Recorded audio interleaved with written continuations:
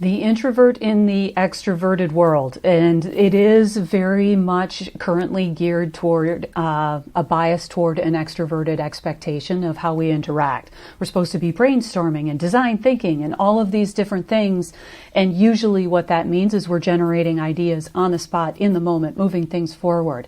There is a little bit of a shift toward understanding that there are different ways of thinking. They have pros and cons. So hopefully there is a horizon here that we can achieve where some of the capability, the thoughtfulness, the introspection of introversion can really be perceived as a powerful asset as well, because we know that it is. And this idea of having that sense of pretending that you're an extrovert in order to kind of fit in and be around and get the impact that you want. I guess I probably would say I spent a lot of my career doing that as well. Currently, I refer to myself as an introvert who has a lot of words because I still go to the inside, and yet I can babble like no one's business, sometimes chasing squirrels around, but sometimes in a very focused way as well. And here's the thing. Start to really think about, one, why it is that you actually believe that you need to pretend to be an extrovert in that space.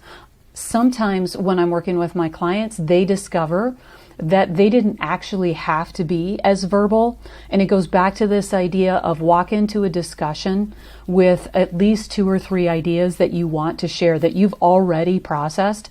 They don't know when you got that great idea. So have a couple of ideas before you walk into a meeting. You look extroverted and you're still relying on the source of information from yourself that you really need all on your own.